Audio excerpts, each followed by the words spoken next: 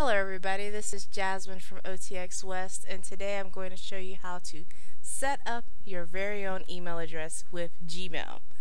So the first thing you need to do is make sure you have your internet browser open, and we're going to go to Gmail's website.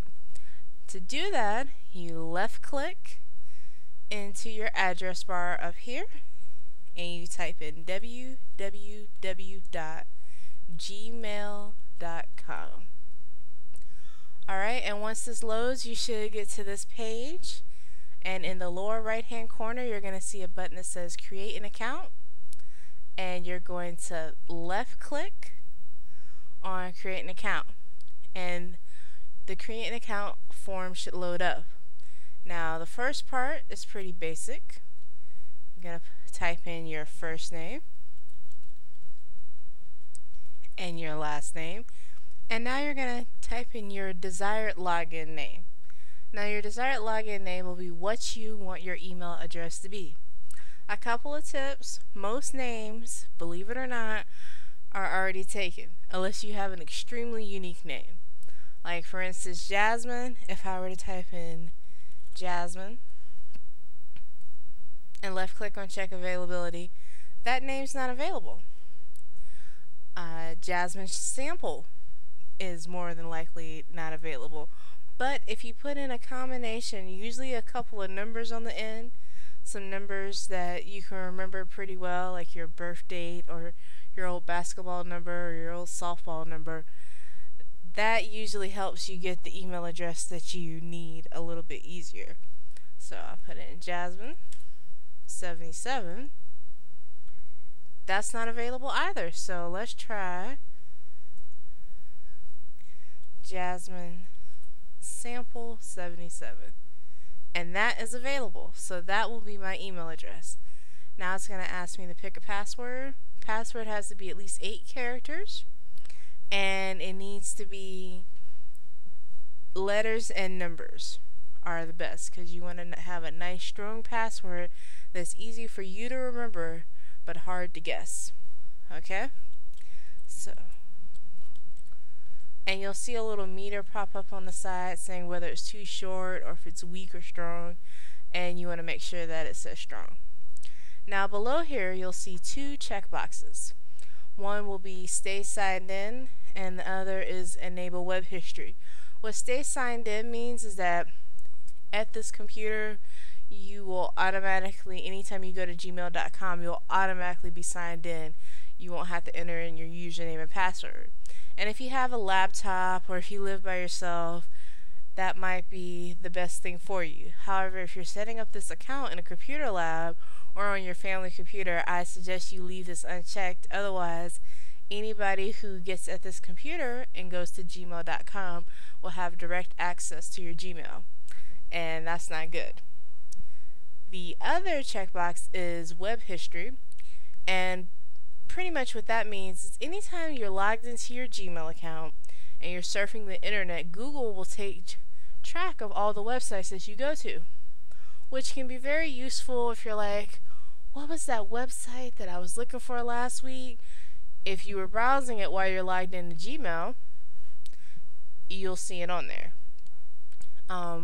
It does keep track of everything, so it's kind of up to the discretion of you if you want to use it. So I'm going to leave that checked. Okay, so the next step is going to ask for your security question. If you ever forget your password, which will sometimes happen, if you can answer the security question, they will help you retrieve your password. So we left click on the drop down menu, and you have a couple of the basic options if you've used computer before. You can also write your own question, but I suggest you pick one of these. These are usually the easiest ones. I'm going to select what was your first phone number, and I'll put in OTX's number as my answer. The other thing you'll see below that is recovery email. So if you already have another email account and you're using Gmail for a class you're taking here at OTX West, or because of all the cool things you've heard that you can do with a Gmail account, but you still have an old account with Yahoo or Hotmail, you can put this account in, and if you ever forget your password or anything like that, Google will send to your Yahoo account, for instance, the thing that you need to retrieve your password for your Gmail account. If this is the only email address that you have, or if you don't want to do that, you can leave this part blank.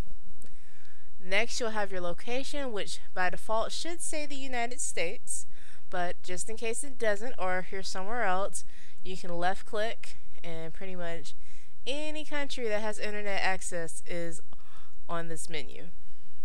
Then it's going to ask for your birthday, month, date, and year, and it is important that you put it in there because in order to have a Gmail account, you have to be at least 13 years old. Okay. The last part you'll see right here is the word verification, also known as a CAPTCHA. It's a bunch of words kind of warped around. If you use the computer a little bit, you've seen these before. They use this to make sure that robots and spammers don't sign up for multiple accounts all the time. This kind of slows them down, and you can't program a robot to do this for you. You have to be a human being sitting down to do it. So type it in as best as you can. If you have eye impairments, there's a meta tag to play the CAPTCHA, and it'll read the letters, and then you can type them in. Okay? So that's the last part of signing up. The last thing you need to do is just agree to the terms of service. The terms of service are pretty straightforward. Google doesn't share your emails with the world or anything like that. And at any time, there's a printable version of these terms of agreement if you want to print them out for your records. And you can always find this privacy policy anytime you need to get to it. So I'm just going to go ahead and left click on the button that says I accept, create my account.